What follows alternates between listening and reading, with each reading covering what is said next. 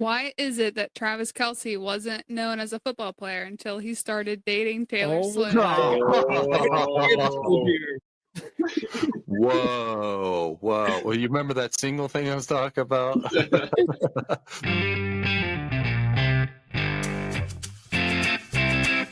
What's up, y'all, and welcome back to Q&A Friday, where me and maybe a guest answer your questions. If you have a question you want answered on this podcast, email roughneckspodcast@gmail.com. Let's get into it.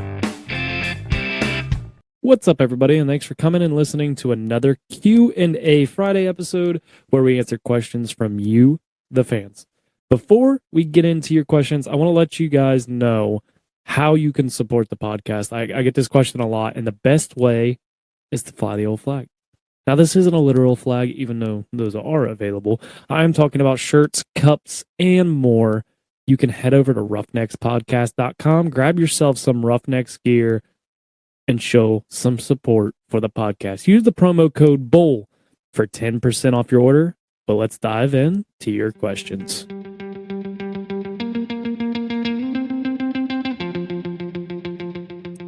We're live. Dude, never were you drinking. Are you drinking milk right now, Dante?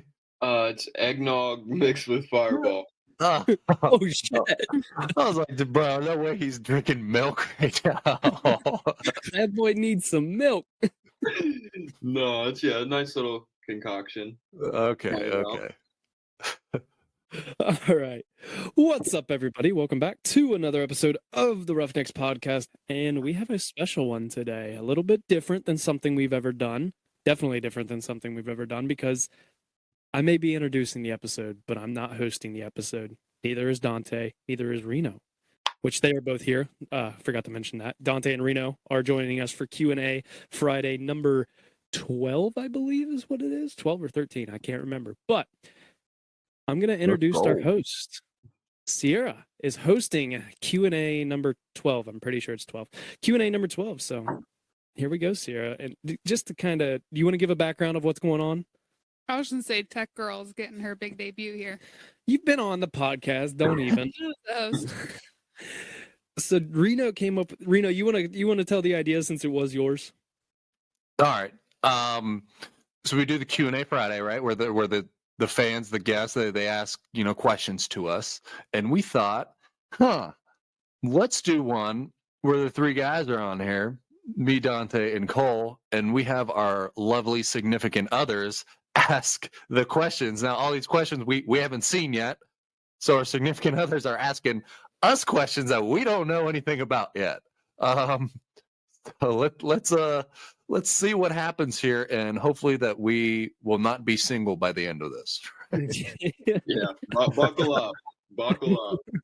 So we got 14 questions. Go ahead, Sierra. How do you want to do it? Do you want to just go through them, or do you want us to have us pick a number? I'm going to have you pick a number. We got 1 through 14. Who gets to go first? You decide. Dante. 11. Number 1. 11. Oh, that was quick. All right. Liv would like to know. Oh, what? I picked. Whoa, what? Yeah. These aren't in order of are they in random order, or are they by? They're random. Okay. All right, here we go. If you could buy a robot and choose one everyday activity, it can be anything, for it to be completed on your behalf, what would it be? Ooh. She's been listening to Reno. She's coming up with these crazy questions. Dang. Wow. So if I could buy a robot and it completes just one task, it has one job. Anything. Wow. This is I would honestly say probably go to work for me, right? And make me money. Dude, that's a good answer right there, straight up. Yeah, Go does work for that me. count as one job? I mean, I guess, yeah. I mean, I think that's fair game. Because then you could double your money. You could get a side job essentially, where you didn't, or a part-time job where you didn't have to work full time and have your robot make all your money for you, and then you just do. That's exactly my plan. Just get rich off the robot. That's 2 jobs, 2 full-time jobs. I mean, that's better than one money-wise. Damn, that's a big thinking. If I had to pick one thing for a robot to do for me, I would honestly say, and it's not even just for me, it'd be for both of us, and you would appreciate this answer: clean the house. If it just cleaned for us and we didn't have to work, like, I know they make Roombas, whatever, that doesn't do a great job. It does a mediocre job. But like if it could clean the house like top to bottom and we didn't have to do anything, that would just, you know how much more time we would have on our hands? I was gonna say scoop the yard, but I'd rather scoop the yard than clean the house. I think I'd either have to go. I was debating between doing laundry or cooking, and I think, oh man, I don't know. Because if I did my laundry, like I would just wear stuff all the time, and just like I'd have an outfit for morning, afternoon, and night. Literally. But I think I'm gonna go with cook. I want it to cook for me. I'd just be ready to come eat, and it's there. That would be nice yeah, too. It's like your full-time restaurant. But then it's like, does it get to go grocery shopping? I still got to do the grocery shopping. I don't know. I'll just say cook. What is worse, grocery shopping or cooking? That's the real question. Ooh, it depends on what you're cooking. All right, we'll say just a general meal. We're not going like crazy. We're not going like balls to the walls here. We're just doing nice meal for dinner. Nothing too crazy. I don't know. I'd prefer grocery shopping personally. Yeah, I don't mind grocery shopping. yeah, It's get in, get out. depends on what time of day and what day you go. Yeah. I could just get like the ingredient list and just pick it out and then just give it to my robot. Literally. Oh, that's definitely true. Now fast. All right. Whip that What's up. next? But good. All right, Cole. Pick a number here. 7. This is also from Liv. It's very simple. What do you like better, NFL or college football? Me personally, I'm college. I like college more. I've always been more of a college over professional sports. I don't know why that is, because I feel like sometimes I feel like the college or the pros, it's a little not fake, but like they don't try as hard as like college athletes do. Like, and you get more exciting games, I feel like, in college than you do in the pro. So if I had to pick one that I could had to watch, it'd be college. I feel like there's more heart and drive in the college because not only do you have the national championship, all that to work for, you also want to try to get to the NFL. And I also feel like that might start to change a little bit with all this NIL stuff. Not saying like they're not going to play as hard, but like it is going to become but a little bit of a money game as well. I mean, college football has turned into a business at this point now. I mean, you can stay in college for your whole 4 years and make more money than you would if you get signed in the NFL. Look at Arch Manning. How much money is he making? And he's never not even playing. Yeah. Literally. It's insane. Who's playing now since Quinn Ewers is hurt? He's hurt? I'm pretty sure he had some thing happen to his shoulder in the last game. Oh, I don't know if he's out, but I heard he was. I read a thing that said he was hurt. I figured it would be Arch if he's hurt, but yeah, I don't know. I don't keep up with Texas football. No. So I also hate the NFL because I won so many bets in college football over the weekend, and I made a 4-pick parlay on the freaking NFL of anytime touchdown scorer with who was it? Kelsey, Hurts, Tyreek Hill, and Cooper Kupp. And damn you, Cooper Kupp, you couldn't score a damn touchdown. All 3 of them scored, and then Cooper Kupp was like, "Nope, I'm not scoring against the Steelers." Rough. So if I had to choose, I'm going NFL. I'd rather watch the NFL. I don't know, something about watching like the best of the best of the best play against each other. I dig that. Like I know that every player in the NFL, I know that every starter who's starting there was an absolute dog. Like, and then they were a dog in the NFL for them to start. So like I'm watching just animals play against each other, and like they're freaks, dude. These guys are freaks, and it's kind of like I don't want to sound like I'm literally watching animals out there, but it almost sometimes feels like I'm watching animals out there, like just go at each other. And I don't know, something about that's thrilling to me, and I enjoy that. And just because I like I enjoy watching good players, I enjoy watching good coaches. I like the scheme, like that's what they do full time. So seeing how they break it down to like the finest little step, that's crazy. Not saying that college doesn't do that, but like these guys are preaching that and they're doing it too at just like this insane level. That's cool to me. I'll take that. Well, and that's the thing too, that sometimes I feel like with the NFL, like it is a lot more technical, like outside of like behind closed doors of things that they have to prepare for, because you are going against everybody's adult. In college, yes, you have a lot like of good players, great players even, but you still have your players that are like, yeah, they're D1, but they're not a great player. Not taking anything away from them because you got to the D1 level to play there. But when you're seeing that in the NFL, like it is like when you put freaking the best corner on the best receiver, it's going to be a battle, and those are fun to watch. That like the battles in the NFL between like position wise, I like that a lot more than college, because you do get better battles. You watch Marvin Harrison Jr. go up against some people in the college, and he just makes them look bad because he's Marvin Harrison Jr. Now, when he gets to the NFL, that's what you see a lot of college athletes that when they make it to the NFL, what do? Nothing.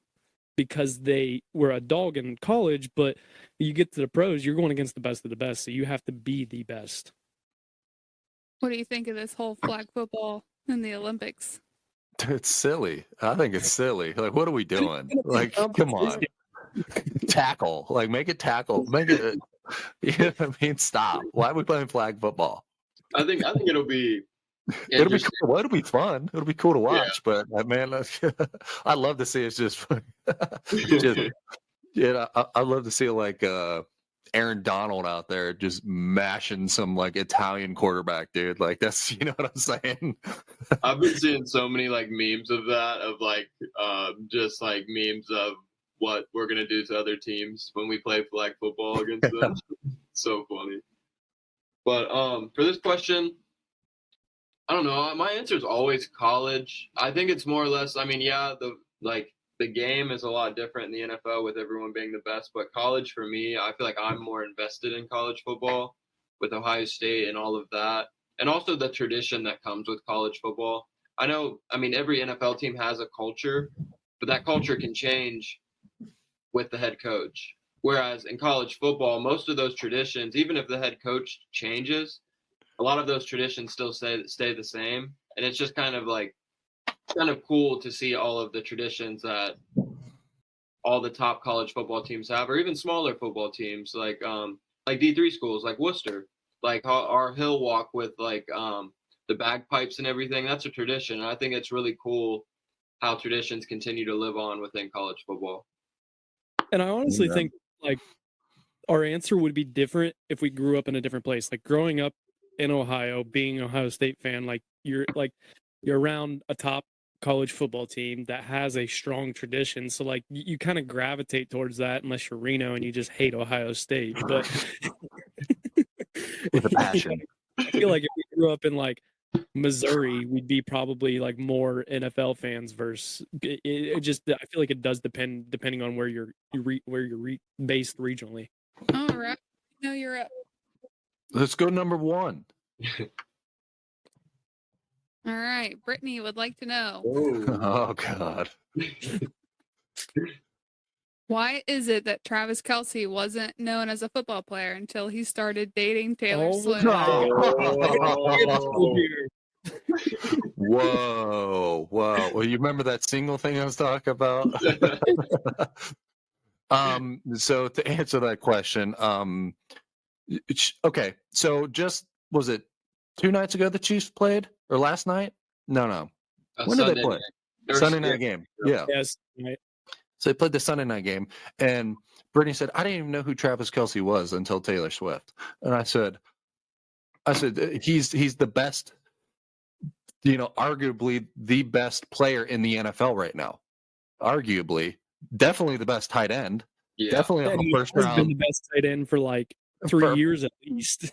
For like 8 years. This dude's an animal. And I don't know. There's not a chance that like that just shows the lack of football awareness that's out there. Is that the best player in the most popular sport in the United States and don't know who one of the best players is? I full-heartedly disagree with that question, and I'm not even going to answer it. It was funny. I know Dante. I think you listened to it, the New Heights podcast with Jason and Travis Kelce. It's freaking hilarious. But it was funny the week after, like the whole Taylor thing, when she was at the first game, and they were talking about it, and they had the no dumb question segment. And all the questions were like, what's a first down? What is a down? What is this? What is that? It was like, for all you Swifties out there. Did I ever tell you guys what and this isn't like a knock on Brittany. This was when I played all through high school and all through college. She said, I didn't know if you played offense or defense.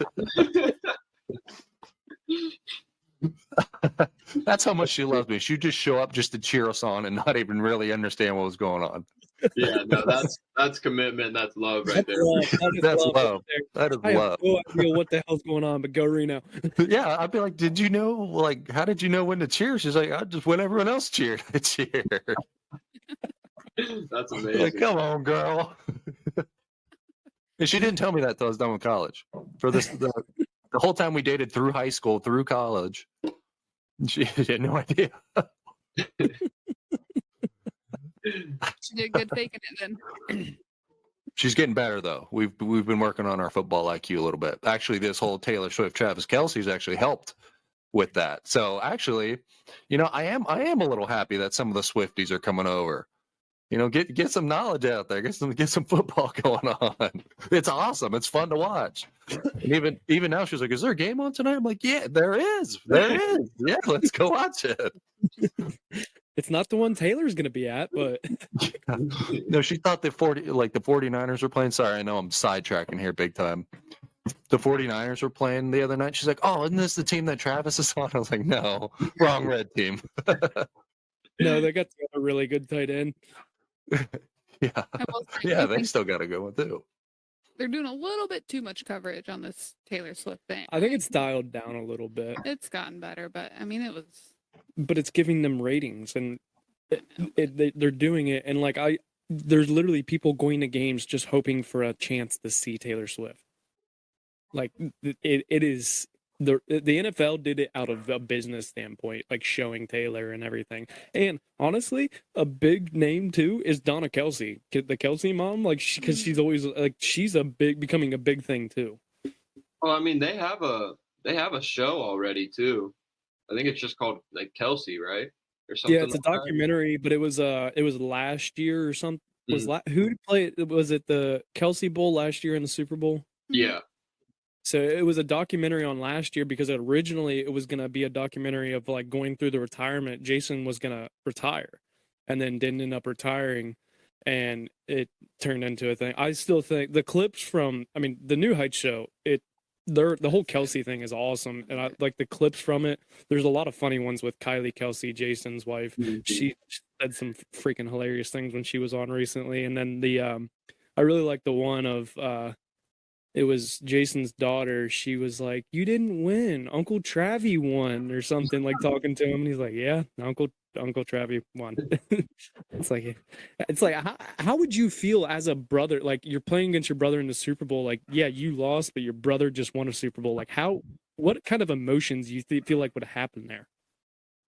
I'd be pissed, man. Travis already has one. Give me my Super Bowl. The hell? Oh, no, I'm just kidding. No, that would be if you if they were like mic'd up or something for it, and like when they hugged at the middle of the field, he was like, Jason was like, "Go celebrate" or whatever, and I really respected that. I was like, damn, like, I mean, obviously he's happy for Travis, but that feeling. Jason has one too, though, doesn't he? Yeah, he probably does actually. With yeah, because with the Philly special. Yeah, you're right. You're right. Dang, they both have Super Bowls. That's bananas. Doesn't Kelce have two now, or Travis have two now? Yeah, he should. Yeah, I'm pretty sure they have two. I don't know. All right, Dante, next question. Which one is it? 4. All right. Reno, you have special instructions with this question. Oh wow. What does that mean? All right. What's one thing you can't stand about your significant other? Follow it with something you love. And this is where Brittany said, or else, Reno, with the fist emoji. Oh, Jesus. Jesus. So one thing I dislike, and then one thing I love. Mm-hmm. This isn't fair. Your guys' girls aren't here, so I have to sit here in front of mine and say it. I'm just kidding. No, they'll be listening. I know. Just for this question. Yeah. I would say. Okay, one thing that, I mean, I've grown like accustomed to it now, but Liv has a big thing with like always showering before bed, and like there's some nights, like, of course it's fine, like, yeah, being clean when you go to bed, but there's some nights when, hey, let's say I hit the bar or something, and I get home and I want to sleep. I'm not drying up in the shower. I just want to sleep, and that I guess that's the one thing sometimes that irks me. It's like, damn, I just want to sleep. I don't want to hop in the shower and then sleep, man. But yeah. And then one thing I love would be how creative Liv is and the way she thinks. I don't know. I love her brain, I guess, and just how she thinks and how she articulates those thoughts. She's very special in that manner. It's usually pretty fair. That's the same way with me and Sierra. She's the brains of the operation. I'm just here. I am. I do the follow. Usually. Right. She comes up with the ideas, and then I have to put them in the, like, I have to do it. It might take him a few days to tell me it was a good idea. All the time. She has these, like, she was like, let's build a little thing to go over the oven. And I'm like, why? What's the point in that? And then we got it done. I was like, actually, that looks pretty good. Dang. All right. Something I hate. Okay, yeah, you go. Cool. Something I hate that you do is when I'm down here in the basement, and I'm not saying I'm guilty of this as well, but I hate it of when I have my headphones on or something, and I'll be down here editing, and she'll come down and start talking, and I have to like pause it and take my headphones off, and then I listen, but then like it's the point when she like goes to walk away, and I put the headphones back on, and then she turns back around, and I'm like, okay, I just want to talk to you. I know, I understand, I get it, but I hate it because like I'll be like right in the middle of like a clip that I'm making or something, and I'm like editing it and doing actual things to it, and she like, it's not your fault, but sometimes you come at the worst times where I'm like, just please leave. Just like you when I'm watching my TV show. Yes, I do. I'm not As saying soon I as don't do this. hit play, I already start know. talking again. Sometimes I do that on purpose. But one thing I do love about you is there's actually a couple things I'm gonna copy Dante, but I also have another thing with it is your creativity, because like I'm looking at that book. I'll have to show you guys this in a second, but just your artistic ability is very good, whether she doesn't want to give it credit or not, but she's very good with that kind of things. And then the other thing is you pushing not only yourself, but you push me to be better. This has been a thing lately where you give me the cold truth of you're being lazy, and I like when you do that, even though sometimes I get angry at you, but when I actually sit down and look at it, you push me to be better, and not in a way that you're trying to be an asshole, just trying to make me actually better. Why do you appreciate that? I don't always in the moment, but I do later. So now we All have to come up with 3 things you love just to make this extra special. Yeah. All right. Well, I'll start with the dislikes. I won't say they're hates. They're dislikes. Absolutely number one by a million is that anytime I let her drive my truck, there's always trash in there. There's she leaves whatever she brings into the truck is left in the truck afterwards. It's always in there. There's no like the cleanup part afterwards doesn't happen. They'll leave it better than then you took it. That doesn't apply here. So she always leaving trash in my truck. Another one, she's gonna get mad I said this, is, dude, Brittany probably blows her nose more than anybody I've ever met in my entire life. Like, more than I've ever met in my entire life. And like, there's like, I've gotten accustomed to it, like you said, Dante, but like, there's times where it'll be like 2 a.m. and I'm just going ham. And I'm like, come on. Or she'll be walking down the hallway like by like our kid's room, and she'll do it there. I'm like, okay, I guess everybody's up now. But I think the kids are used to it too, because it doesn't bother them. But boy, she does not, nothing is up there ever. Ever. That the things that I love. Number one, she was meant to be a mom. Like, I mean that. Like, she's got it. You know, we were the young parents. We didn't really have friends to rely on. Like, how do we do this? How do we do that? And she just jumped into full form and like just did it. And we just figured it out. And she taught me so many different things. Just I think mainly because she was the oldest of 6, so she had that sort of mentality already. But I didn't. I was the youngest I had a sister like that. That was it. I didn't know anything about this shit, dude. Like, nothing. And we were clueless, but the way that she's able to do it, it's natural to her. She's really, really good at that. I'm not just saying that she's a good parent. Like, she's really a good mom. Like, she is genuinely a good mom, and she supports our kids like crazy. Then the second thing I would say is that, like, she knows that I'm taking like risks and taking leaps sometimes, and she's there and she supports that. She's like, you got to do what you got to do, and if that means like sometimes you need a mental break and you got to go like hang out with the boys for a little bit, she lets me do that too. Like, she understands, like, if I don't have that time, it's going to be worse in a sense. But she also like humbles me out too, be like, you're spending too much time. We need time now, or the kids need time now. She sees, like, she kind of evens it out too, which is really, really important. She brings me back to light, if I start drifting at all. She'll grab on and bring me right back if I need to. She definitely humbles me out big time. Whew. Felt that deep, Brett. I'm glad the later part was the things you love. So you followed up like, I don't like this, but I do love you. I love this part about it. Is it works out well. Thanks, Brittany, for putting that part last. Yeah. I'm sweating over here. All right. I think you're up, Cole. Just a second. I had to show this. I don't know how well it'll show up on the camera. Nope, not great. I don't know if you can tell. Does it have like a design in the pages? Yeah, you can't really tell on the camera. You're holding it upside down, first off. I knew that. I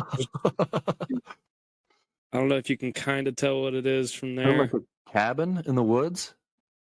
It's a deer. It is woods, but there's a deer, and it kind of. I'm not holding it great, but yeah, she has found this new thing where she like folds and cuts the pages of books and makes designs in them so that they stay like this. It is the coolest freaking thing. That's sick. You need to start like taking TikToks of that and ripping them. Yeah, post them on the Roughnecks. That'll help. Just do it to have something to do. We've been working so I'm not lazy. For the past year. We've been coming up, like, kind of putting together a thing for an Etsy. She wants to do an Etsy business, and I think it'd be a very good thing. Can you imagine like kids books and stuff like that with the character written in? Tell you what. Or if you have like you can do like college textbooks, and if it's like a medical thing, you can have like, I don't know, like a stethoscope or something. Bam. Yeah, there's all things you can do. So I'm Reno needs royalties on those ideas, by the way, too. No, just fine print. Yeah. I'm gonna go with 3. All right, Liv, what is your biggest pet peeve? My biggest pet peeve, Sierra has to hear about it often, not because she's the one that does it, is loud chewers. Loud chewers drive me insane. Like, I remember getting I don't want to say beat because you're not allowed to say that anymore, but I got like put in my place when I was a child if you were chewing loud or chewing with your mouth open and that kind of stuff. And there are still adults to this day that do it, and it drives me insane. Like I don't even know if they realize that they're doing it, but they just continuously do it, and I'm just like losing my mind when I almost have an anxiety attack sometimes when it happens. I cannot deal with loud chewers. It just drives me nuts. I don't know. And like I get like chips and stuff, like that kind of stuff. The crunching noise in the back, like you can't control that necessarily, but like some things I'm just like, you're eating a sandwich, how is it so loud? Close your mouth. It's that simple. I don't know, that's my biggest pet peeve. All right, I'm done with my rant. I'd say mine is when people stand too close to me, like and they try to talk to me, like, but they're way too close to me. Like I automatically get like defensive, and I can't hear what they're saying anymore. I'm like all I'm focused about is how close they are to me, and it drives me insane. Or like the guys at bars who get like too like, bro, come here, too like hugsy and like always touching you, like, how you been, man? Like I'm like, get off of me, dude. It's one dap up, maybe one hug, and then we're done. Yeah, what's up, dude? How you been? I hug everybody. I don't hug everybody multiple times.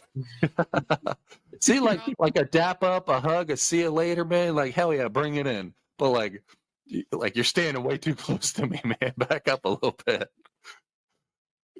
I do that shit all the time at work though, where I'll like scoot closer to him. Like we'll be standing there talking, and I just keep inching a little bit closer, taking a little bit step closer because it makes him uncomfortable. So I do it on purpose. Well, then I'll like slowly slide back, and then if it keeps happening, and then I'll be like, "All right, what are you doing, man? Like, well, why are you doing this?" What you got today? Say my biggest pet peeve.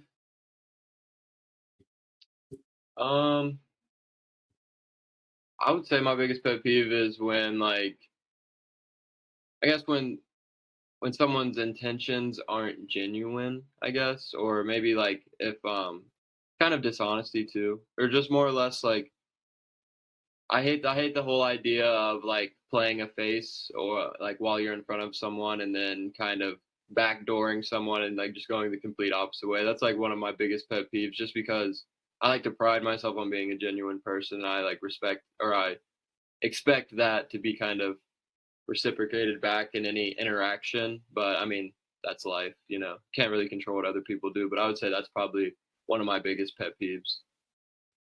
Dang, Yeah, I that's a good always one. hate when people do things for the wrong reason. Like when people are like, "Yeah, I'll help you out on this," and then like later down the line, they're like, "Oh, you remember when I helped you out on that? Like you're supposed to," and it's like, like I get that, but also at the same time, like you did that just for yourself. You didn't do that to help me out. I agree with that. I hate when people like kind of throw doing things for you back at you when and like I try to, if somebody does help me, like I do try to keep that in the back of my mind. Like next time they ask for something, like I should go help them with that. Like it is, but like also life happens where you're not always available to go do that. And when they throw it back at you, it's like, damn man, like now it makes me feel like you didn't really want to help me. You just did it for yourself. I don't really get the point in all that. I feel like it's more work being dishonest and just be honest, be who you are. It's a lot easier. Right. Yeah, that I said that like in the last rant, like about being a professional. Like you can see people when they're faking their way through, or when they're playing the system. It's like oh, just because there's a position open, like, oh, now you're gonna work hard. It's like it doesn't, like we can see that. Like, where you been? You know what I mean? Like where have you been? And it goes back to like the dishonesty. It's like, I know that's not you all the time. Like you're faking this right now. Like you can't. I totally agree with that, Dante. Man, that was a good one. Oh, we have customers sometimes that will like be all super nice with our boss and like everything's great, blah blah blah. And then if me and the other guys show up, they will start like bitching about things and saying stuff about Steve, and we're like, what? you do realize like we are gonna go tell him this, right? Like we're a 3-man company. We're very close. We're all close and that kind of stuff. And it's just like we'll go back and tell him like, yeah, they were an absolute asshole to us. And he's like, what? And it's like I don't like when people like put two faces on. Like don't put two faces. Like just you either are or you aren't. That's pretty much all it is. Just wasting your own time. Literally. It's true. Reno's turn. Rena's turn. About number 2. Just gonna go in order. I forget where we're at. Yeah, me too. No, Just FYI, we have 5, 6, 8, 9, 10, 12, 13, 14 left. Oh boy. All right. We'll do speed rounds. Yeah. if you could have one superpower, what would it be? Oh no, we asked superhero versus super villain. Yeah. Superpower. I wish No, I could answer this question because that's when I said jocked. Yeah. No, that you were answering your own question. You were like, if I was a superhero or super villain, I'd be a superhero, and my superpower would be super. Okay, fair enough. I actually used that word the other day. I forget. I He said did. jocked. I was talking. I was like, I'm still jocked. Wait, it is jocked, right? That's the right one. Let's go. I would say be able to teleport, just get to place. But like I like driving a lot. I enjoy traveling, so I don't know if I could do that. But it would save me a ton of time. Or if I was in a place where I'm like, no, I'm out, just gone. Or if I'm at the bar, oh, gotta get home.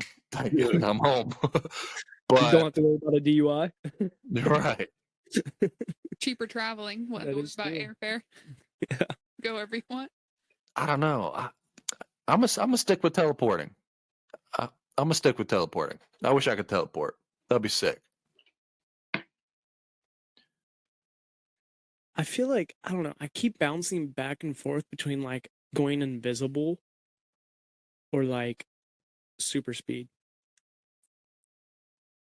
I don't know why for either. They just sound cool. I'm gonna be honest. It just sounds cool. I don't have a reason. I feel like going invisible would be really fun to fuck with people though. Yeah. Imagine if I could be invisible and go to your sister's house and mess with her, because she gets freaked out. Sierra the other night, so her sister lives close to us now, and she, a couple weeks ago, we were coming home and it was dark, and she was like, "Hey, drop me off down the road from Lexi's," and she walked down to her sister's and like reached up and rang the Ring doorbell and stuff, and then went to the back and started messing with like knocking on windows and stuff. Setting off all the alarms. Yeah, but I don't know. I feel like I'd go with. I'll probably go with super speed because of the fact that like it's kind of like teleporting, like where I could get to point A to point B like really fast, and it'd just be nice a lot. I feel like to be able to like get somewhere fast. And in a way, it's super speed. You kind of are invisible. Yeah. So it's a win-win. Yeah. What if you rolled your ankle? I'm just kidding. Put me on the IR. I think mine would probably be flying. Ooh. And honestly, that just stems from I recently went skydiving, and being up there, it was so cool, just kind of like floating up there for a second, or not, I mean a second, but like however long you fall for. But yeah, no, I would say flying, just being able to fly and just kind of live with the birds.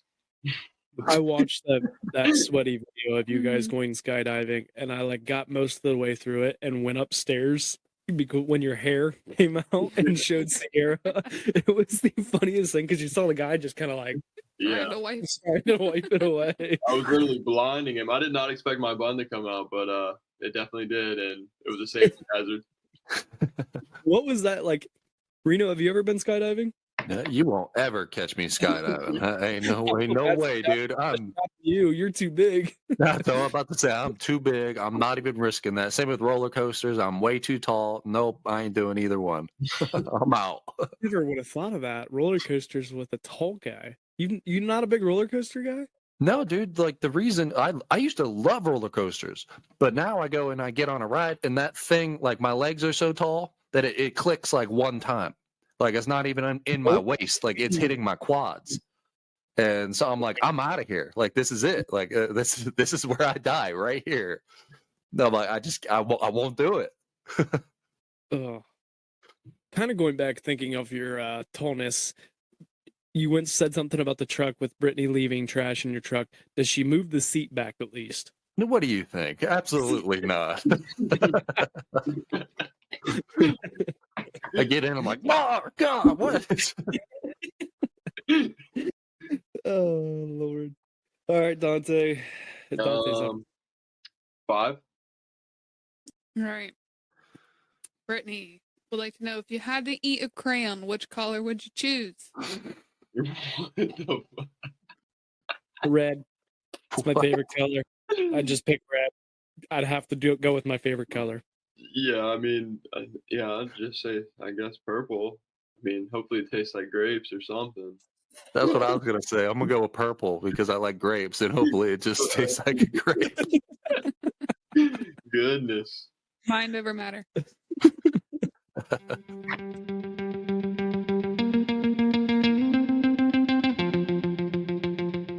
What's up? What's up? What's up? Thank you guys for listening to today's episode, but I wanted to take a quick break to tell you guys about the best phone holder in golf. I am not lying when I tell you that these things are awesome. I got myself a regular one that I ended up giving to Reno. I now have the Patriot Aid phone caddy from Desert Fox Golf, and I could not be happier. It straps right onto the golf cart, holds my phone in the perfect location while I use my golf app. That is just going to tell me that I'm about to shank my next ball, but it is what it is. You guys can go check these out by going over to desertfoxgolf.com and use the promo code Roughnecks for 10% off your order. Let's get back to your questions. Is it me? I believe so, who's yes. Anyway. 6, 8, 9, 10, 12, 13, 14. 6. All right. This one's mine. Finally. What is a habit you picked up from your parents? Ooh, I got one right off the rip. Dante, should I even answer this question? I can answer it. I don't know. I got this one from my dad, like big time, is yard work. He obsessed over his yard, and I guess so did my mom. My mom was huge in the flowers, so. And my dad was like obsessed with having like straight lines and like, weed eating. So it looked real nice. So like now, like every time I like mow my yard, I'm like, all right, it's got to have good lines. It's got to like the lines, everything's got to be perfect to it. And then now even like the flower beds and stuff, I'm like because the house we live in now that we moved here, 2 years ago. And this lady was obsessed with landscape. So there's just shit everywhere. So I had to like declutter all that because it was just like giving me anxiety because I couldn't stay in the yard looking like that. So definitely yard work. I'm going to second that because I get the flower side of things from my mother. Like, I'm the one that not taking anything away from you. Like, when it comes to the flowers around the house, like, I am the one that's out watering, fertilizing, doing everything around the house because my mom always had, like, her beds always looked awesome, her flower beds. So I get that from her. I also get some other things that might not be necessarily a great thing, but I can drink because of my parents. It is just in the family genes. We are not alcoholics. We just like to drink. Those necks and livers. You cannot stand still like your mother. You pace. You have to be constantly moving. Dude, I always used to give my mom crap because at every football game from like my brother, because like from what I remember, like my brother in football and me in football, like at my college football games, she wouldn't sit in the stands. She'd go out at the fence and like you could see her pacing back and forth, walking back and forth. Like, and anytime I go to my nieces and nephews game, like I can't sit still. I and I will pace at my nephew's games and stuff. Like I just walk back and forth because I can't sit still. No, you can't. And then from your dad, you hoard. You keep things we don't need because just maybe you will need it 5 years from now. Now listen, all right, this is a trend that is going down. All right. My grandpa was bad. He kept everything. My dad was bad, but not as bad. I'm bad, but not as bad. So we're going downhill. If your dad finally does try to get rid of something, where does it end up? here because you No, might no. want to use it one day. No. You should see the pile of. He got all the tools from my grandpa's after he passed away. We took a lot of the tools. We went through them. I took some of them. Tools I did not have. Makes sense. And then Alex Smith's brother took some. Kyle, he took some.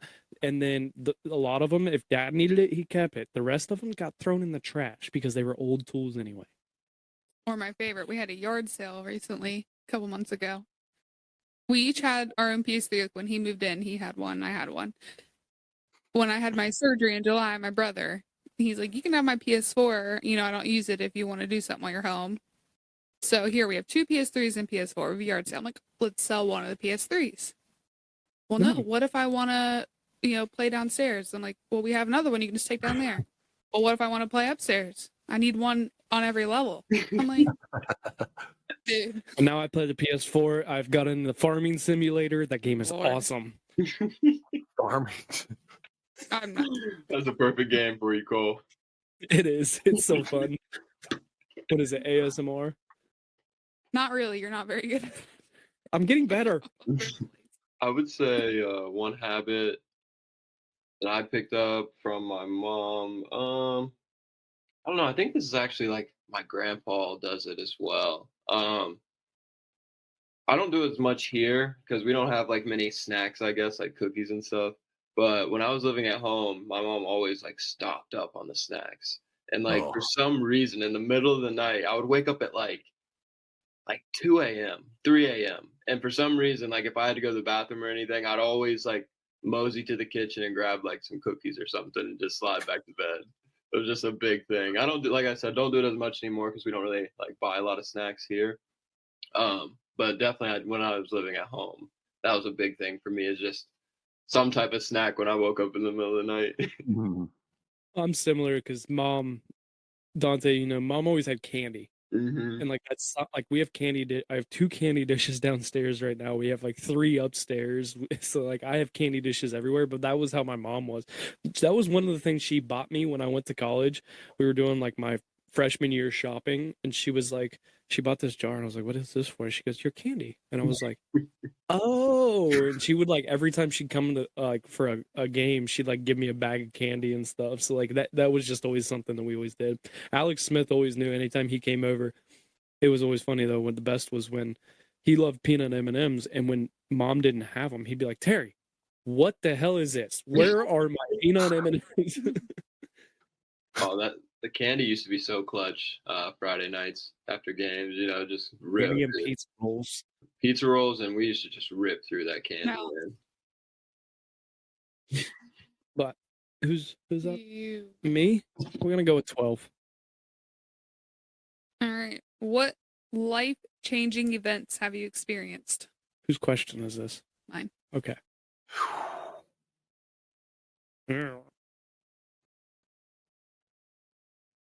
Just name your biggest one.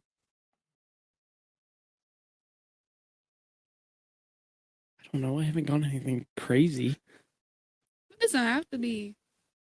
It's something that's changed your life in a way. I feel like I talk about it too much on this podcast.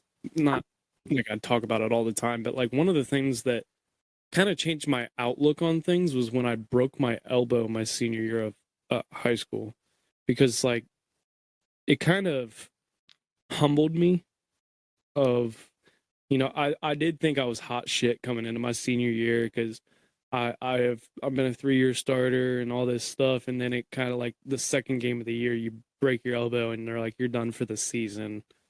And it kind of made me realize like you still have to put in work, like you still have to continue, like, and that's not just in football, that's just in like everything in life. Like as soon as you kind of slow down, something might set you back, or if you get too cocky, something like the world's gonna kick you down essentially. So that was one of the things that kind of, it wasn't like at the time I saw it as such a bad thing because it was my senior year. Like you're supposed to have your senior year and all this stuff, and I didn't understand it. But getting later in life, I kind of start to comprehend like you're gonna come up and then there's gonna be something that's gonna knock you down, but it's not about what you do or it's not about the how the knockdown itself. It's about how you react to that knockdown. You can either stay down or you can get up. That's kind of partially where the whole thing with grab the bull by the horns came from, was getting knocked down in life. It's going to happen over and over and over again, but you have to continue to get up and just keep pushing forward. Heck yeah. Dante, you want me to go? I can rip one real quick. Yeah, go ahead. So kind of, just building off what you said, Cole, about something that kind of like knocked you down, how you respond. So like had some things happen up at college while I was up there. Won't get into the details there, but pretty much like that event changed, like was a life-changing experience for me, because like I kind of wouldn't say I like had my life flash before my eyes, like death wise, but more or less like, hey, what do you want to make your life, or what do you want your life to be? You can either keep going down this one particular path, or you can do a U-turn, do like complete 180 and start doing better type deal.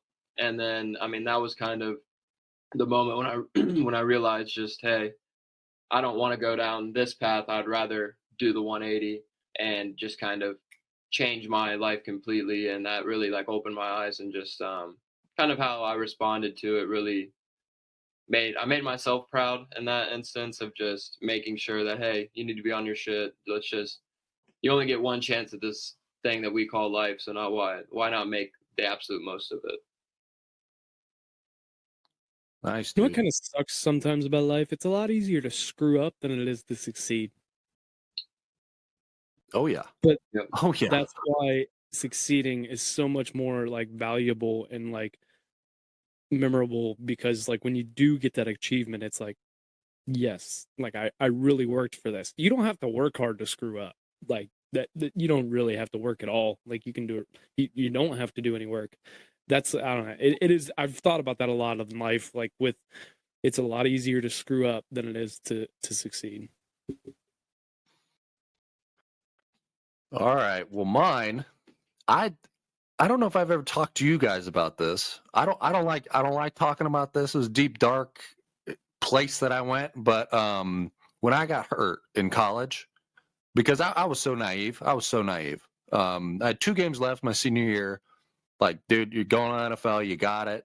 Hey, your girlfriend at the time's pregnant. You're going to have a kid here before you leave college. You know, it's going to be fine because you're going to the league and it's going to work out. Like things are cool. Then I get hurt. And they're like, you're done for your career. Like no more football ever again type thing. And it kind of I had that oh shit moment. It's like, what do I do now? Like now, and then I look back and I'm like, okay, how many people have been watching me, like watching my career go? Dang, I just let all them down too. It's like, now I'm no longer, like I'm no longer the man anymore.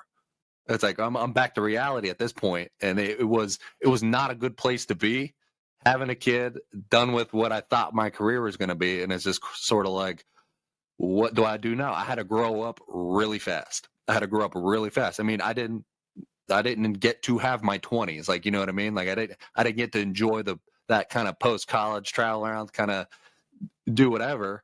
So it taught me how to grow up really, really fast. So but like, would I go back and do it again? Like, no, like why would I want to go through that again?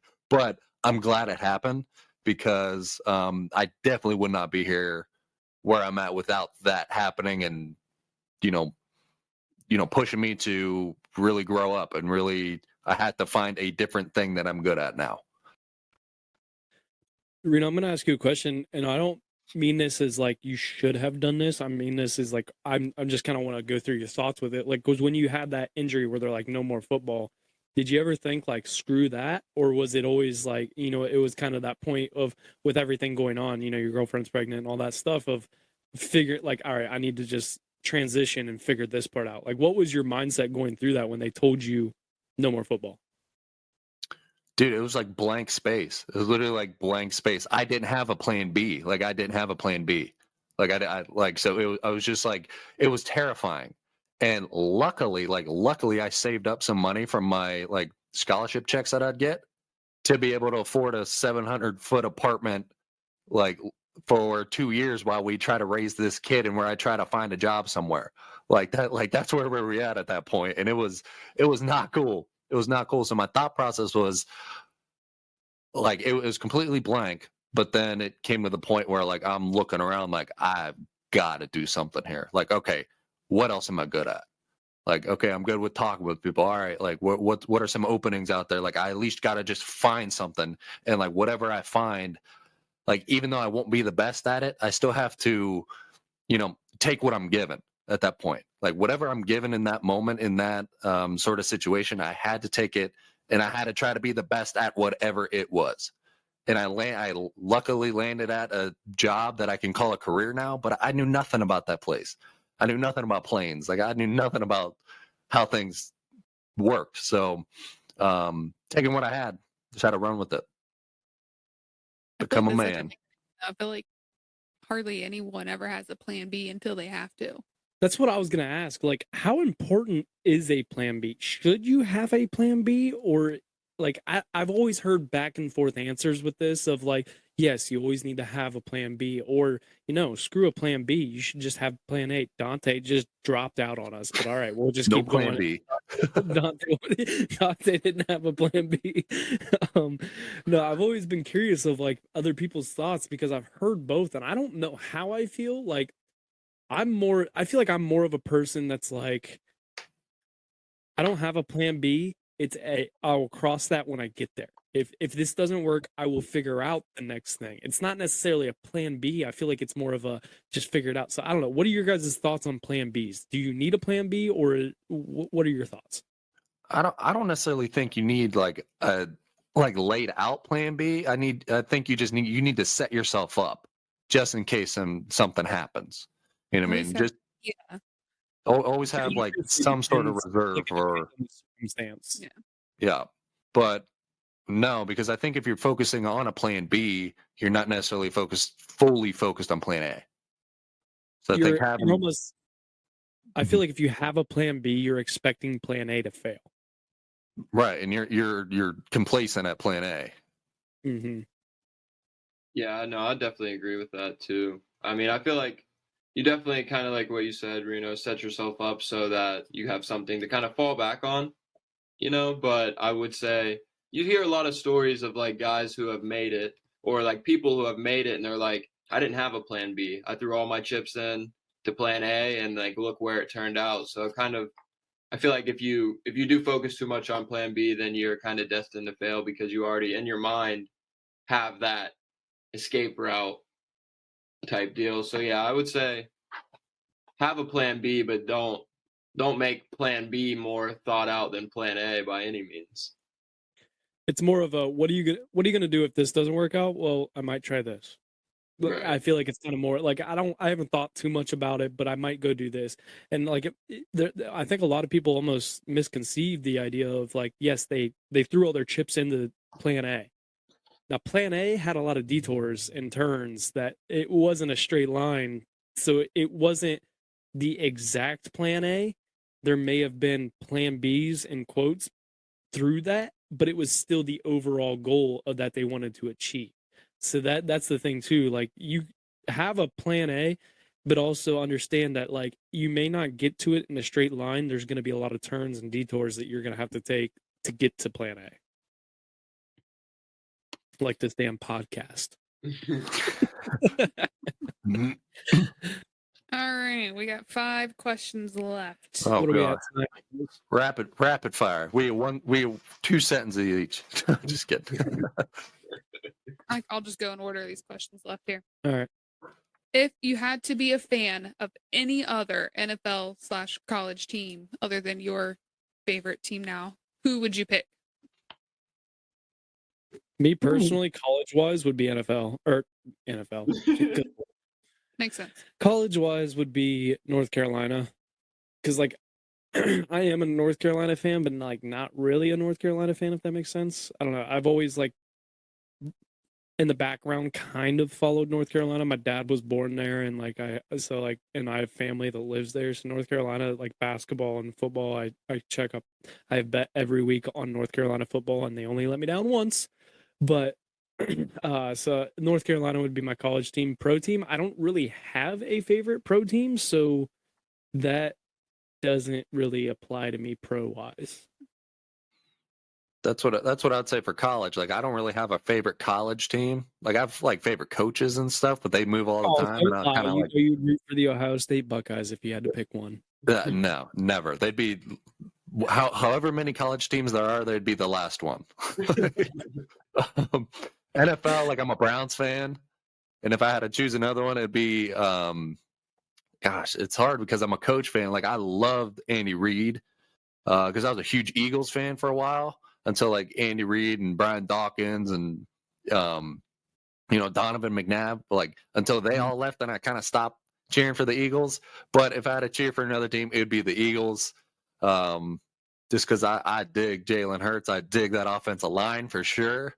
That hits deep in my heart. I love the Eagles offensive line.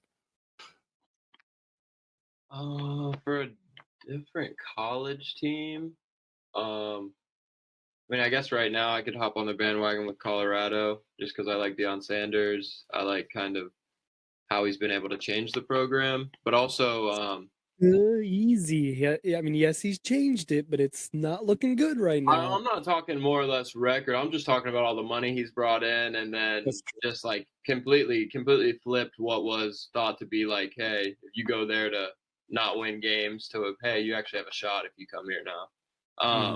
But I also always I was always obsessed with Boise State and their blue turf. Ooh. I thought that was so sick. Reno, did you ever play on different colored turf? Eastern Michigan, they had that like gray turf. Yeah. What is that like? It was really weird. It messes with your eyes, dude. It was strange. That's what I was always curious. Like you see it on TV, and sometimes even on TV, you're like, I'm very confused. Like, what yard line are they on? Like, normally you can just kind of tell where they're at, but like, I feel like with different colored turf, sometimes it gets a little weird. And like the stands are a little smaller there. I don't know. It was kind of weird there. I didn't like it. I didn't like it. NFL team, I would say. Who are you a fan of? Steelers. Oh, I'm sorry. I would say NFL team though. I mean, the only other stadium I've been to, and it was like a home game for them, was the Cowboys. And I thought the Cowboys stadium was absolutely sick. Walking into Jerry World, So I'd say Cowboys just because I don't know, the atmosphere there was sick. Even though they lost, it was a good time. I have heard the stadium's sweet. I've never been to a pro game. I want to go to a pro game. Oh, dude, you need to. Just don't get a family seating tickets. Went to the Monday night Steelers Browns game like 2 weeks ago, or however long it was, and we showed up and we're like double fisted with beers, and we sit down. The guy in front of us like, "Hey, they're gonna yell at you." Like, why? Like, you can't have drinks in the family section. We're like, "Oh my god, we're in the family section." No way. Yeah, and we were like, at that point we've been pre-gaming all day. And so we were just hammering. We're like, shit. Anyway, that's a totally different story. All right, what's next, Sierra? Top 5 favorite beers.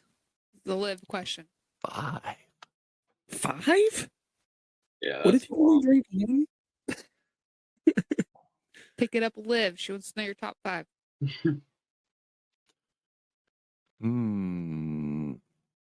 I'd go, all right, number 1 for me is Sam Adams Oktoberfest. Huh? Do we have to put these in order, or can we just list 5? We just list 5. All right. Sam Adams Oktoberfest, love it. Fat Tire, love it. Blue Moon, big fan of Blue Moon. Just for like my drinking beer, I'm just sticking with Miller Lite. I can always just pound some Miller Lights. And then the 5th one, the Columbus IPA. Ooh, that's a good one. I'd say mine probably would be Corona, Miller Lite, Peroni. If either of you have had it, it's really, really good. It's like an Italian beer. Fat Tire, Reno, you put me on that. That's very good. Mm. And then I would say fifth. Trying to think. Oh, Blue Moon. I'll throw Blue Moon on there. Blue Moon's pretty good. I haven't drank them in a while, but I used to be on a little Blue Moon kick. All right, my top 5, obviously, the best beer, Busch Light. Busch Light. My favorite. I haven't drank it in a while, but I do love me some Coors Banquets. I love some Coors Banquets. I do love Elvis juice, also the Brewdog Elvis juice. I'm gonna throw Happy Dad on there. I have not got myself any Happy Dads, but anytime like Dante or Scott or anybody that has Happy Dads, like I do like them, and I am working on the Count Happy that as a Dads. beer? I mean, I don't know. Is it a seltzer? It is technically a seltzer. How do we classify this here? You're the host here. I like seltzers aren't beers. They're not. think so. Boom. Try again, buddy. Anyway, still working on a Happy Dad sponsorship. Happy Dad, you need to sponsor us. It would be a great sponsor. Be sick. I mean, me and Dante are dads, but we also have the Happy Dad, so we're good. I would be one happy dad. I did throw Blue Moon in there because like that is like the thing that I go to, like if restaurants, especially, I'm not gonna lie, after the whole Bud Light thing, if they some around here have Busch Light, so I get Busch Light. But when they don't have Busch Light, my go-to would be a Blue Moon. I do like a Blue Moon with a little orange in it. My other one, I'd probably have to go. I don't want to say Voodoo Rangers because I quit drinking them. Like I did it last summer a lot. I drank them, but I'm gonna go with the Sam Adams because I do still enjoy the Sam Adams, the Oktoberfest I usually get every year, which I need to get some. Remind me next time at the grocery. I do like the Sam Adams, so I'm gonna go with Sam Adams. And then I got to throw in an honorable mention as the Great Lakes Christmas Ale. I've been seeing that. Is it? It's good. Worth the hype. Yep. I'm gonna get a 6-pack of that. I need to try. I like I like that Kroger. I don't know if the one I think the one in Pataskala has it too, but I know the one here in Heath. They have like the build your own 6-pack. Oh yeah. I love it, and it's a bunch of like different IPAs and kind of and some seltzers and stuff. I always love going to that, and I'm just like, let me try this. That sounds good. There was one yesterday. We were there looking. What was it? What was it called? It was something weird. It was like purple monkey, or it was like pretty much a peanut butter and jelly flavor IPA. Wow. Yeah, I don't know. I've got a few though from there. I'm like, no. I did recently. I tried these. I wanted some, like I always look for some 6-packs every now and then to like get something different than what I normally drink, and it's a Land Grant, which I've never heard of, but it's called Sweater Vibes, and it's dude. Land Grant Brewing is like downtown. I held one of my work events there. It's sick. Really, I can't say beers with brewers pot. I think they have one called a Stiff Arm too, don't they? I think I've had that one. Yeah, I got some good stuff. But this one's called Sweater Vibes, and it's apple cinnamon English ale, and it's not what it sounds like. It is, but it isn't. Like it has the apple cinnamon taste to it, but it's not. It's more of the IPA taste. I'm highly satisfied with these. Okay. All right, Sierra. Next question. What we got? All right. This is Liv's last question. In what ways have you seen self-growth in the last 5 years? 5? Wow. Good Lord, I can go on a list. Damn, these are deep.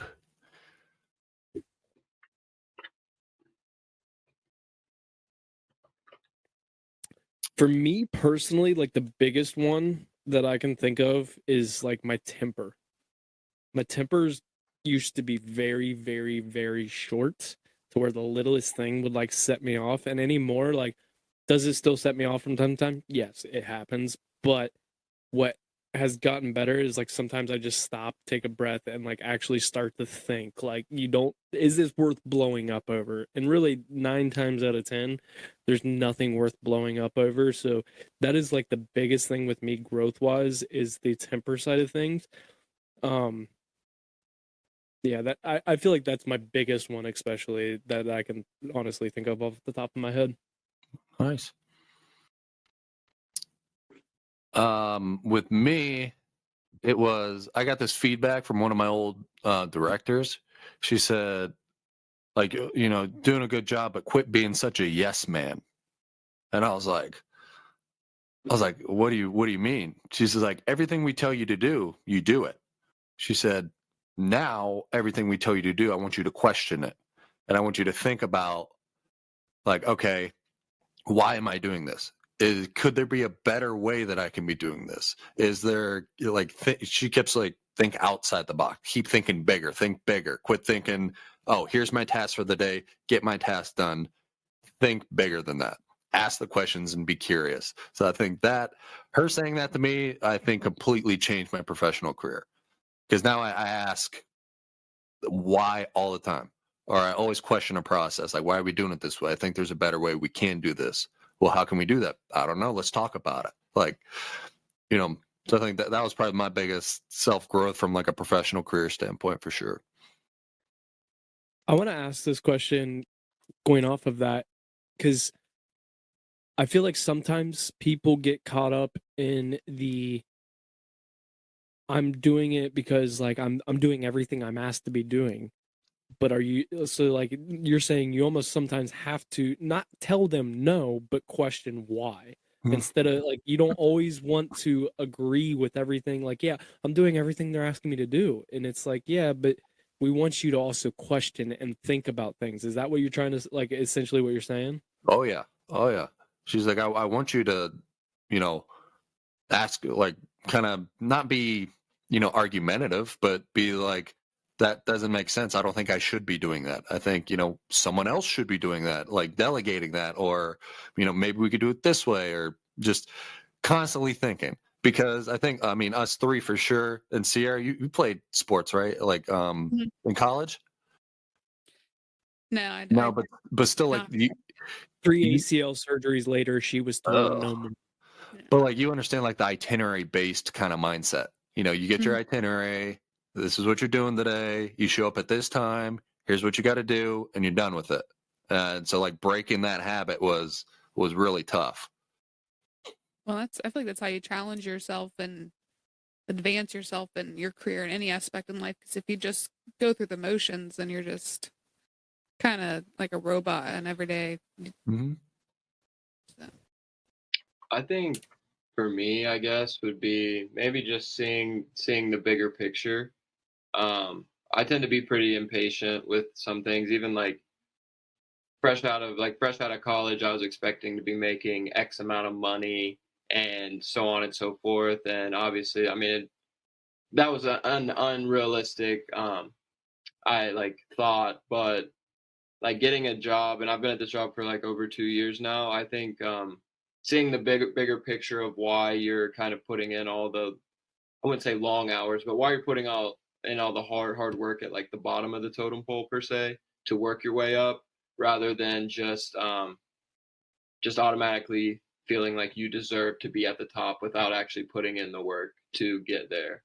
So kind of just seeing the bigger picture and kind of understanding a process per se when it comes to just career development or just kind of overall self growth as well. You're not going to change all your personal problems in a day, but like day by day, you can continue to work towards helping yourself or helping your career type deal.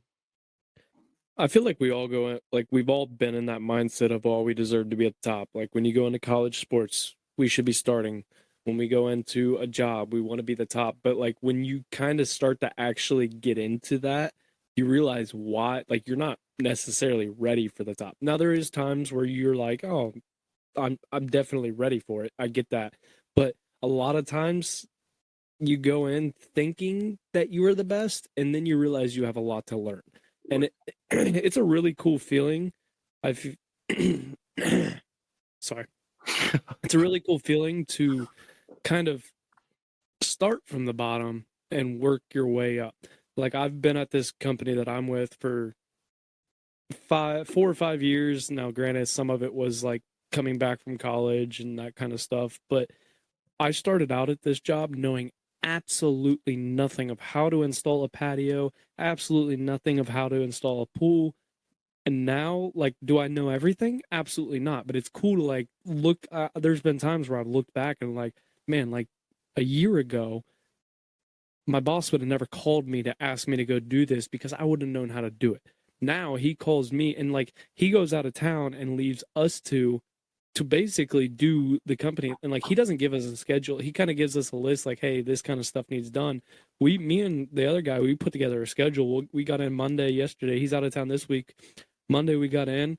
We went over on the whiteboard and wrote out like, hey, this is the stuff that needs done. Let's break it down. What day do we want to do this? What day do we want to do this? And went through, and it's like one of those things that like it's cool to kind of work your way up in a company. And I know, Reno, you're kind of similar, like where you started, maybe not at the bottom, but like you started lower and have slowly climbed your way up. And you're not going to get it. Did you really? Oh, yeah. But like you're not going to start at the top. It's a lot better feeling to work your way up, I feel like, than to start at the top and then honestly feel clueless. All right. These last two are from yours truly. What conspiracy theory do you think might be true?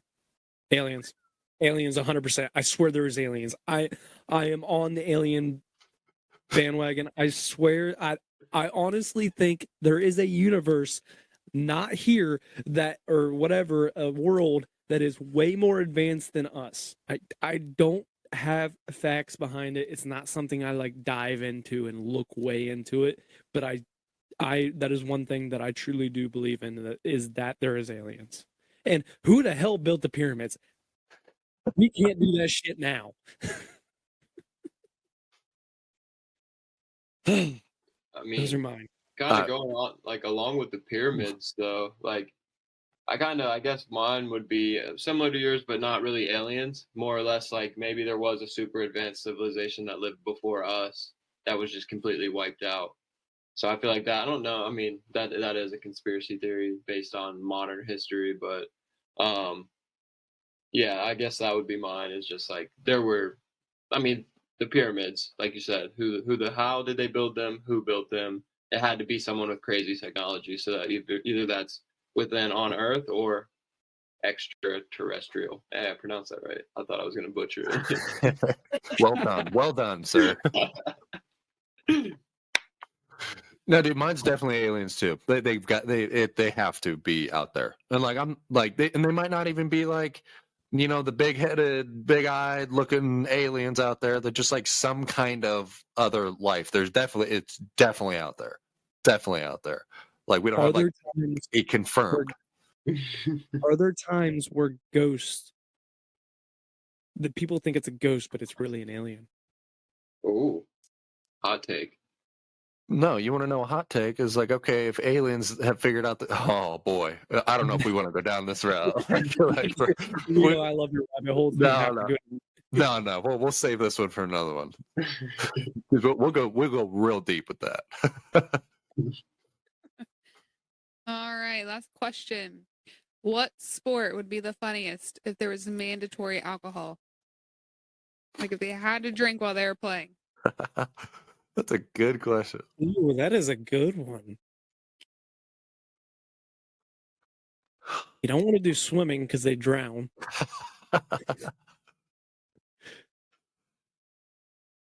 How much alcohol?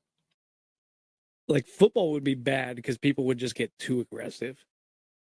We'll say like at least a minimum, like they're tipsy, they're feeling it. They're, it's not just a little sip here and there. It's fail a breathalyzer. Man, that's a good question. Be the funniest, dude. Oh my God. How about just golf? If everyone was like, I know that's just like a common theme, but like if the professionals had to also drink, like be part of the bros, you know what I mean? Because like that's what I do when I go golfing is drink. So like if I'm watching, Ricky Fowler out there freaking shotgunning beers, I'll be like, all right, I'll watch it way more. That's what I'm saying. How much better would the viewership of golf be if they drank? Yeah. Well, it's like John Daly, I guess. And look how popular he was. Love John Daly. Yeah. Golf's a good one. If I had to go with a different one, I'd kind of want to go with tennis. Like, could you imagine people drunk running after a ball and like missing or like falling over or just launching it and being like, well, fuck. They just let it go. We're like, screw it. So I'd go with tennis if I had to go with a different one. I have like two in mind. My first one was basketball. Just seeing people like hammered out there, just completely airballing shots, just like not even being close. But I also think like ice skating would be kind of funny. Like figure skating. Yeah, literally. I don't know. I can't. I've been ice skating like one time and I did not do well, and I can't imagine doing that tipsy. Like no way. Imagine like gymnastics drunk too. Like they're swinging on a bar. Oh. That beam, the beam that they have to like flip on and stuff. They don't just stand up on the beam and immediately fall off. Oh, Like MMA or UFC would just look like bar fights. Yeah, 100%. Yeah, that's typical behavior. yeah. All right. One more? Last one? That was the last one, but Oh, that was the how last one? about for fun? Is Jim Harbaugh involved in this scouting scandal? Oof. Throw in a hot take. Have you guys seen all this? Yeah. I would say if he's not involved directly, he's involved because if you're the head coach of a football team, you're supposed to know everything that's going on. That's what they got. That's what they got Jim Tressel for. When like all the tattoo stuff. Now he might have not known about it, but you're the figurehead of that program. So if you don't know about it, you should know about it, type deal. Do I think they're doing it? Probably. There's think. proof now. Is there? Okay, like, yeah. but I at saw the a end of the video. day, like, how much does that really change the game? I guess you could call, like, if you knew what defense they're about to run, you can call the play, or if you knew what play they're about to run, you can call the right defense for it. But like, you still got to execute it, right? Yeah, that's true. I saw a thing today on TikTok or Instagram or whatever, and it was the guy that's been accused of like doing it. What is it? Stallion. He's standing beside the defensive coordinator at the Ohio State-Michigan game last year, and Ohio State was doing their hurry up and then looked at the sideline and they gave signals, and then all of a sudden you see the entire like sideline and staff pointing like this. Now, knowing it's a pass play, like you can pick up on cues. We picked up on Wittenberg one year. If their offensive linemen were in a 2-point stance, they were passing. If they were in a 3-point stance, they were running. You can pick up on those cues, but like Reno said, you still have to execute. My thing with this is an archaic rule that needs to be changed, in my opinion. I don't feel like you can't go pick up on other teams' signals. Should you go record them? Maybe not. But you can also watch on TV. You can watch film. Like, you guys know, when you watch film, you can see the sidelines. You can, like, if it's the real film of the game, you can see the sidelines. You could watch their signals and pick up on things. You can pick up on tendencies, but and you I can don't know how much it changes. You can also change like your signals. We would do that at halftime. It would now be this signal would mean this, and if we ever got the feeling that they were picking up on our stuff, or if we had like one guy who had a specific board, we'd get that same identical board and give it to somebody else, and they both like put them up. There's ways you can manipulate it. That's why I'm saying, like, I don't think it's that big of a deal, but yeah, you definitely shouldn't do that. If it's against Joshua Perry said it when he was on one of the pregame shows. He was like, if it's against the rules, should you be punished? Yes, I get that. Is it a rule that probably needs changed? Yeah. I don't think it should be as big of a deal anymore, especially in this world, the day and age that we live in with video and everything. Like, you can get anything you want. You could probably look up Ohio State signals on YouTube and figure it out. Like it's not that hard. So I don't know. Get some drones.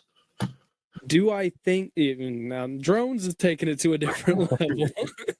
Do I think Jim Harbaugh is involved is the question. And in my opinion, and I would say this, and I'm going to say this, I would say this if it was Ohio State accusations. As the head coach, I think you are involved. Whether how much you know is debatable, but I feel like you're involved somewhat, because if the team knows signals, you're gonna hear like, how do you know that? Like, and you're gonna start questioning like, how do you know that signal? Like, how do you know what that means? So I feel like they are involved. I don't think the punishment should honestly be bad. I really don't. No, it shouldn't punish the team. I hope it punishes Jim Harbaugh and not like they have to forfeit, a Big Ten championship or the games or whatever. No, it shouldn't punish like that. Like Harbaugh should get punished if it comes out. Yeah, I mean, it's not like the athletes were doing this. I mean, this had to be a complete like coaching mastermind scandal. But I feel like as more details come out, it can swing one of two ways. It could be, hey, this really is not that big of a deal, or it could turn into something that's as big as like the Astros cheating, or like even the Patriots with like Deflategate, all that stuff. It could turn into something as large as that, depending on the amount of details that are released and kind of what they entail. I don't know. It is weird because what'd you say? Sierra read the article the other day, and it was however many games he bought tickets. Oh, 30 games, yeah. Yeah. On the 45-yard line, like facing the opposite team, and the guy would record the entire game of the opposite side. Okay. Yeah. That ain't, you can't do that, bro. Yeah. So the coach had bought tickets to the Ohio State Penn State game that this past Saturday. But that one was on each side, same exact seat on each side of the stadium. But he didn't go because the article or whatever it all came out. But also the coach also makes what, $50,000 a year. How can you afford that many tickets? That's where it's going to get sketchy of Jim Harbaugh of where it was funded from, because if you make $50,000 a year, you can't afford that many tickets. Well, he kind of screwed himself over too, because his Venmo is completely public, and like you can look up his Venmo transactions, and he's getting paid. There's like a list of like 25 to 50 like payments received from him that are for different color T-shirts, like weird colors of T-shirts and stuff. And then he also sent a payment out the day before Ohio State played Georgia in the playoff game, and the the request or the memo is GA. So it's just super sus, dude. The whole thing is so sus. I don't know. It's gonna be weird what happens. But you know what my brother told me, bro, is what's super interesting. You know how Michigan got blown out by TCU? Yeah. They didn't know who they were playing until the absolute last minute because TCU snuck in, right? I'm pretty sure, or something along those lines. Yeah. But they didn't have time to go see their signals and stuff. And then look what happened. Like they got absolutely mauled. Last year's playoffs were disappointing. I'm not gonna lie. Yeah, it was sad. Yeah, Tough go. One last question, real quick. Thoughts on a 12-team playoff or 8-team, whatever they're gonna increase it to? I think it's sick. I love it. Yeah. I love it. I think the winner of every conference should make the playoff. Doesn't matter what conference it is. I really like that. Whoever wins the conference, they're in. Right. And like that, I mean, why wouldn't it be like that? Why would that not be the format? You know what I mean? Well, it's like NCAA. Who wins whoever wins you get an automatic bid. Right. Just like men's basketball. Exact same freaking thing. Yeah, I agree. mean, you can't really punish like certain teams that are in, I guess, weaker conferences. You can't punish them when they're dominating the people that they're being forced to play in the conference, you know? I mean, you can move conferences, but that's a whole nother business side of college. Like, you shouldn't punish the football team because they're beating and that they're being forced to play. Yeah, it's like the UCF. Like, remember when UCF were Right. undefeated? Yeah. Like, they would have been like that would have been fun to watch them play. You know, a powerhouse. Right. Yeah.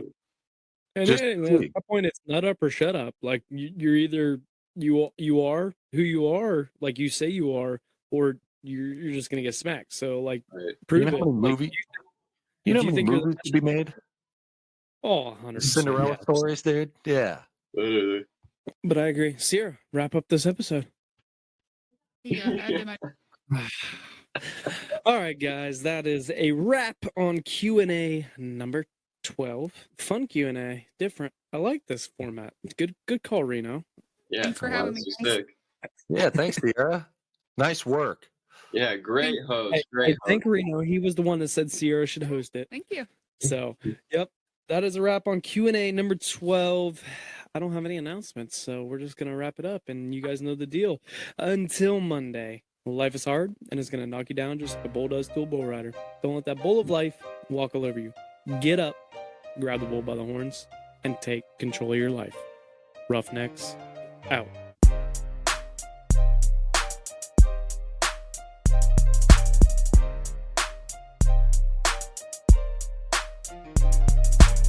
Thank you guys for tuning in to today's episode of the Roughnecks Podcast. If you got something out of today's episode, it could be anything at all, then be sure to share it with a friend. Spread it around. And then go leave a rating and a review to let us know how we did.